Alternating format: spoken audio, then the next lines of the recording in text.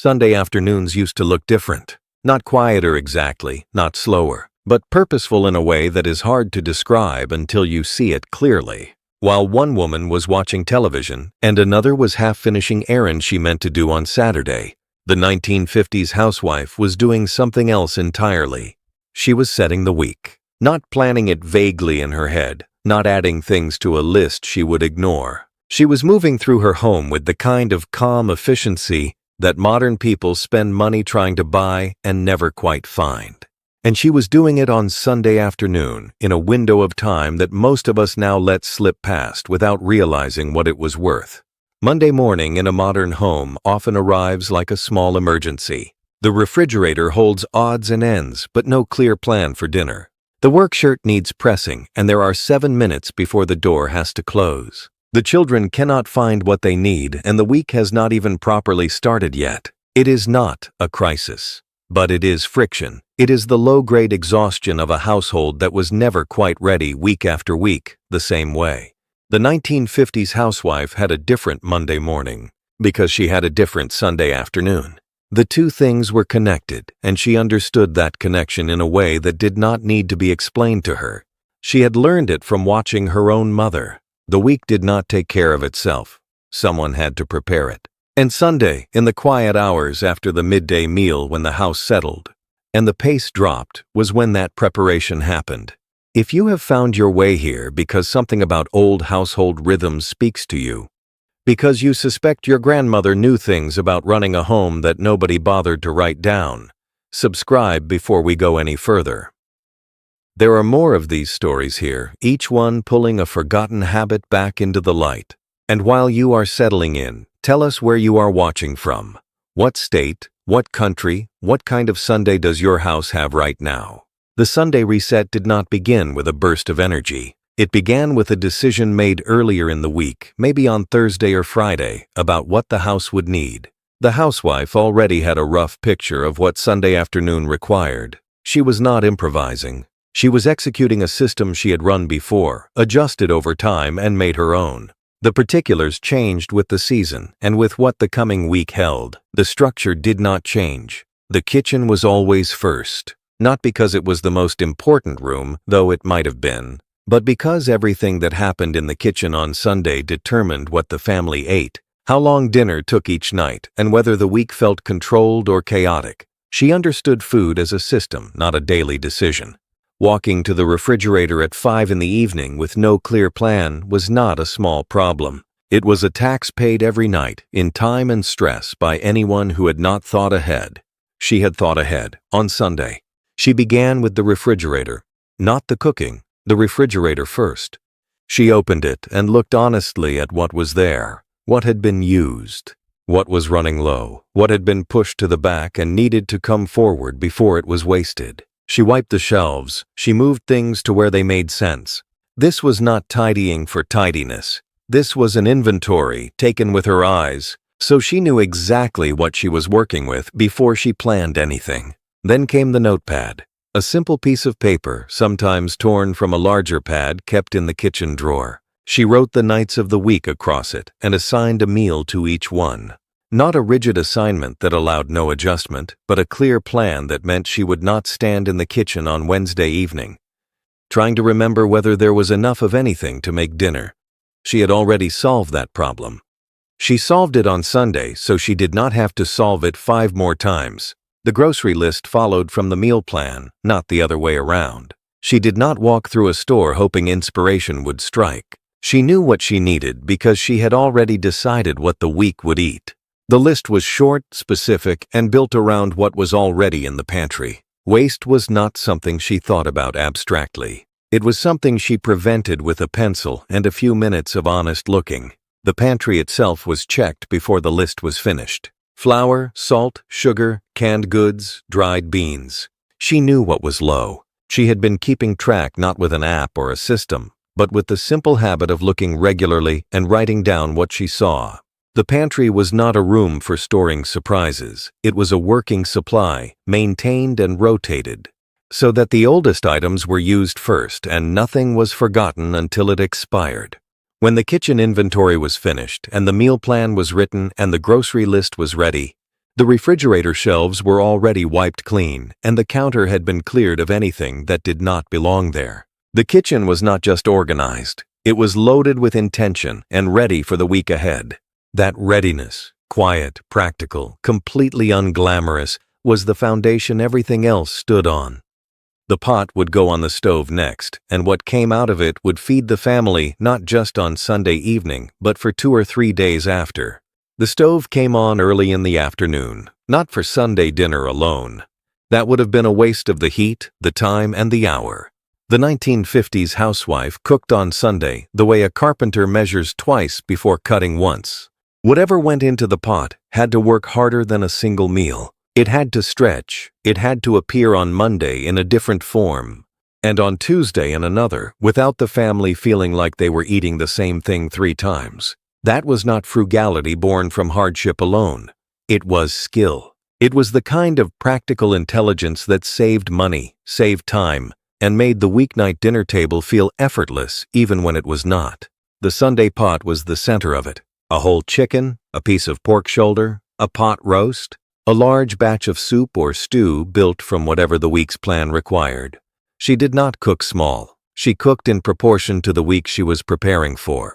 Not just the meal she was making. Sunday dinner came from that pot. Monday's sandwiches or a quick skillet meal came from what was left.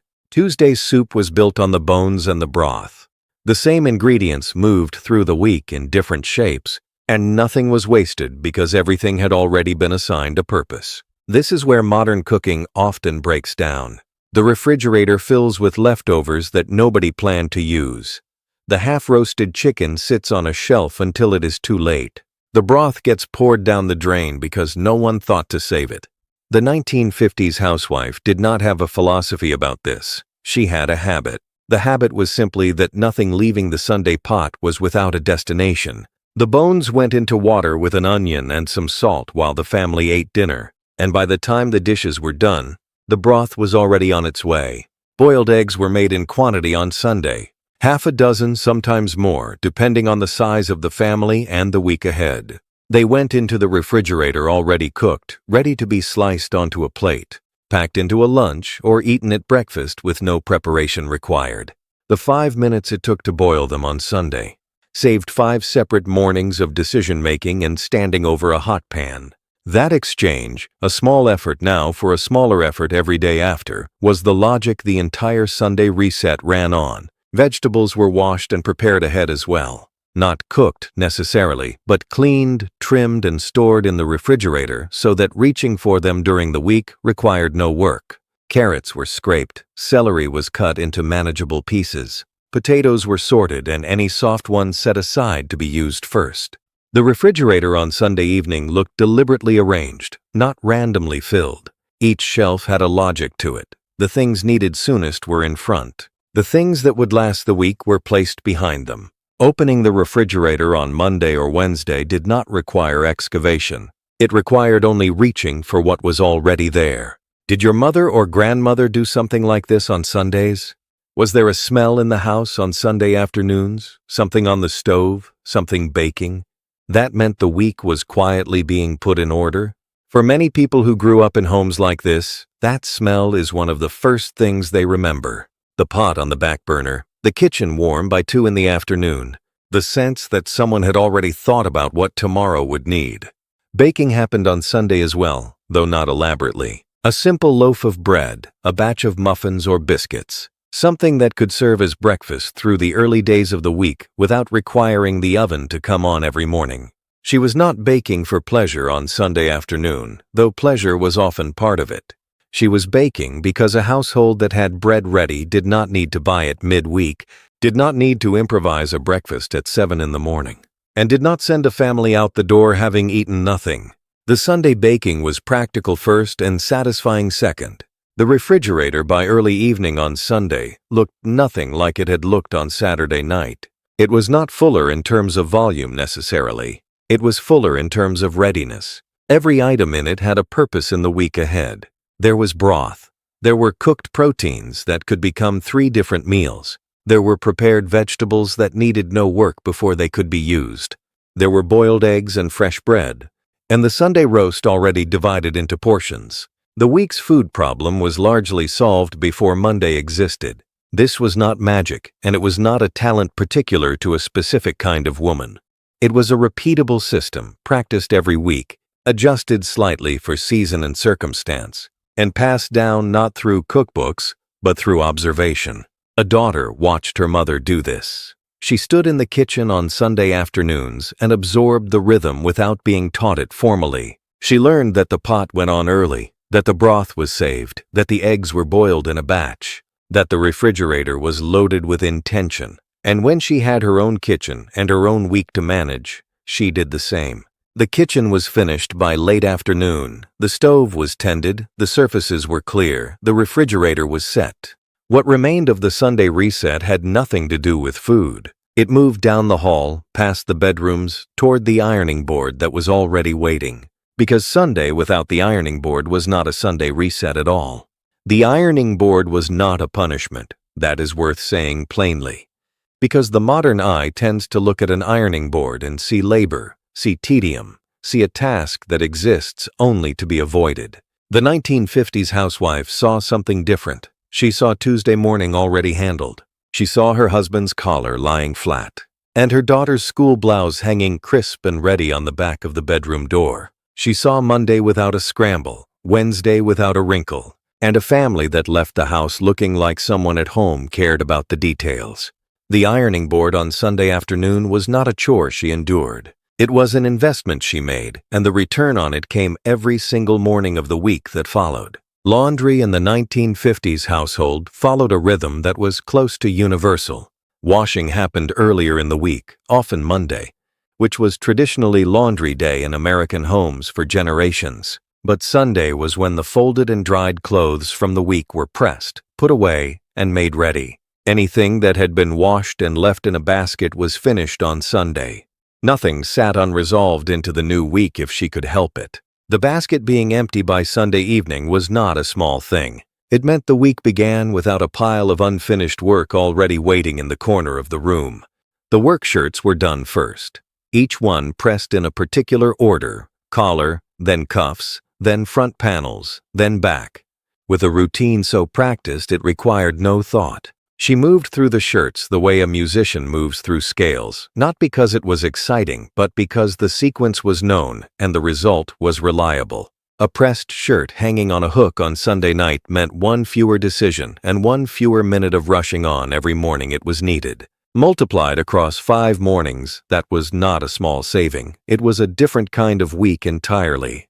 Children's school clothes came next. The week's outfits were not always planned in full, but the essentials were pressed and hung. A dress, a blouse, the trousers that needed a crease put back in them. If a button had come loose during the previous week, Sunday was when it was sewn back on. If a hem had dropped, Sunday was when it was pinned or stitched. The mending basket sat near the ironing board for exactly this reason. Nothing that needed fixing was left to become a problem during the week, when there was no time to address it. The needle and thread came out on Sunday, briefly and without drama, and the clothes went back into rotation whole. The linen closet was checked as part of the same circuit, towels folded in thirds, stacked so the folded edge faced out, and the oldest towels came to the front to be used first. Sheets counted and accounted for. If the guest room needed fresh linens, they were put on now, not when the guest had already arrived and the afternoon had already turned complicated. The linen closet in a well-run home was not a place things were stuffed. It was a place things were stored with enough order that pulling out what was needed took 3 seconds and no searching. This system of rotation, oldest forward, newest behind, was applied throughout the house, not just in the linen closet. It showed up in the pantry with canned goods. It showed up in the refrigerator with leftovers. It showed up in the medicine cabinet with the things most regularly used placed closest to hand. The organizing principle was not aesthetic, it was functional. Things were arranged to be used, not to be admired, and the arrangement was maintained through the weekly reset so it never had a chance to fall apart entirely. Which of these habits would be hardest to bring back in your home today? The ironing, the mending, the deliberate rotation of linens and pantry goods. For many people, the answer is not really about time. It is about the habit of looking closely enough at the home to notice what needs attention before it becomes urgent. When the ironing was finished and the clothes were hung and the mending basket was empty, the Sunday reset moved into its final physical phase, the house walkthrough. This was not a deep clean. The deep clean had its own day, usually earlier in the week. The Sunday walkthrough was something smaller and more deliberate. It was a circuit of every room with the specific purpose of returning the house to its baseline before Monday arrived. She moved through each room with a clear eye. The living room first. Cushions straightened, any cups or glasses returned to the kitchen. The surface of the coffee table cleared of whatever the weekend had deposited on it. Nothing was decorated, nothing was staged. The room was simply returned to the condition it held at the start of every week. The condition that meant the house was under control and not slowly drifting toward disorder. The bathroom was checked for supplies. Soap replaced if the bar had worn thin. The hand towel swapped for a fresh one. Next, the bathroom mirror was wiped. The floor given a quick pass if it needed one. These were not deep tasks. Each one took under 2 minutes. Together they meant the bathroom on Monday morning functioned, without anyone having to search under the sink for a bar of soap or reach for a towel that was already damp from too many uses. Bedrooms were straightened but not overhauled, surfaces cleared of what did not belong. The bed made with fresh purpose if it had not been properly made that morning. A window cracked briefly if the room needed air. The small things that accumulate invisibly over a week. The book left on the wrong surface. The glass that migrated from the kitchen, the cardigan draped over the chair instead of hung, were quietly corrected. The walkthrough took 20 minutes, sometimes less. It was not impressive to watch, and it would not make a useful video in any modern sense. It was simply a woman moving through her home with attention and care, returning each room to readiness before the week demanded anything from it. When she finished, the house was not perfect, but it was ready. And readiness, in a home with a family and a full week ahead, was worth more than perfect. The rooms were set. The food was waiting in the refrigerator. The clothes were pressed and hanging. The linen closet was straight and the mending was done. The physical work of the Sunday reset was finished, but the housewife was not finished. She had one more thing to do, and it required no movement at all. It required sitting down. And finally, it simply required sitting down. The kitchen table was the last stop, not the couch, not the armchair in the living room where the afternoon might blur into an unplanned rest. The kitchen table, where the notepad was already waiting alongside a pencil and whatever was left in the coffee cup from earlier. She sat down deliberately, not because she was tired and needed to stop moving, but because this part of the Sunday reset required stillness and a clear head. The physical work was behind her. What came next was the thinking work, and she gave it the same attention she had given the ironing board, and the refrigerator and the walkthrough of every room. The notepad was simple. A lined page, sometimes half a page, with the days of the week written across the top or down the left margin in her own handwriting. Monday through Friday, and sometimes Saturday, if the week held anything particular. Under each day, she wrote what was needed. Not in elaborate detail, not with color coding or categories or the layered complexity of a system that requires its own maintenance. She wrote the dinner for each night, already decided from the meal plan made earlier in the afternoon. She wrote any appointment, any school event, any errand that had a specific day attached to it. She wrote what needed to be taken out of the freezer the night before and which day the grocery run would happen. The whole page took 15 minutes to fill, sometimes 20. She did not agonize over it. The decisions had largely been made already, in the refrigerator. Decisions were made at the stove, and in the quiet linen closet, and in the mending basket. All was prepared. The notepad was where those decisions were confirmed, and given a shape the whole week could follow. When she set the pencil down and looked at what she had written, she was not looking at a to-do list. She was looking at a week that had already been thought through, a week with a spine. That notepad stayed on the kitchen table or was moved to a spot where it could be seen. Not filed away, not folded into a drawer. It was a working document, and it lived where the work happened. On Tuesday morning, when the question arose of what was for dinner, the answer was already written down. On Thursday, when she needed to remember the school event, she did not search her memory. She looked at the page. The page had already done the remembering for her. This is the piece of the Sunday reset that modern life has made hardest to recover. Not the ironing. An iron still exists. Not the batch cooking. The stove still works the same way. The hardest piece to recover is the protected time to sit down and think clearly about the week before it starts. Sunday afternoons now compete with everything, screens and errands and social obligations, and the general pressure to use free time in ways that feel productive or restorative or at minimum entertaining. The 15 minutes at the kitchen table with a notepad feels almost countercultural in a world that has filled every quiet gap with something louder. The 1950s housewife was not a more disciplined person. She was not made of different material. She protected that Sunday afternoon because she understood, either through her own experience or through watching her mother, what the week looked like without it. She had lived a disorganized week. She knew what it cost.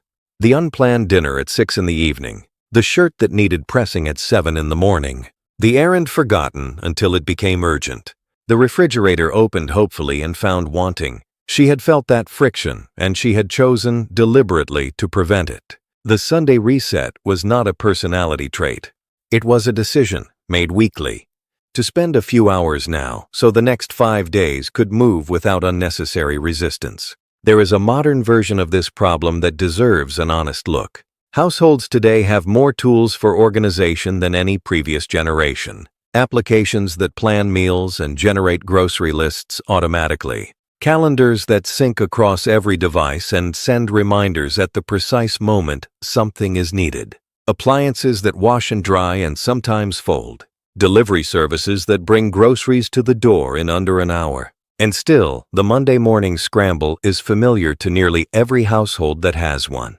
The friction did not disappear with the arrival of the tools. It moved.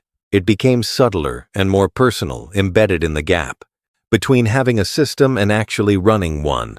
The 1950s housewife did not have the tools, she had the habit. And the habit, practiced every Sunday without requiring motivation or a reminder notification, was more reliable than any application because it was built into the structure of her week.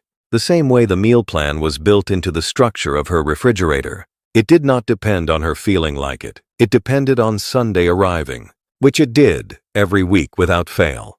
That does not mean the era was easy or that the women inside it carried no weight beyond grocery lists and ironing boards. The same routines that created order also created expectation.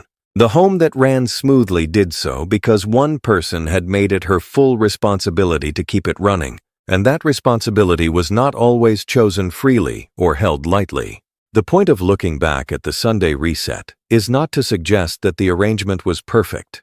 The point is to notice that the system worked and that the system itself, the planning, the cooking ahead, the pressing and folding, the walkthrough, the notepad, is separable from the social conditions that surrounded it.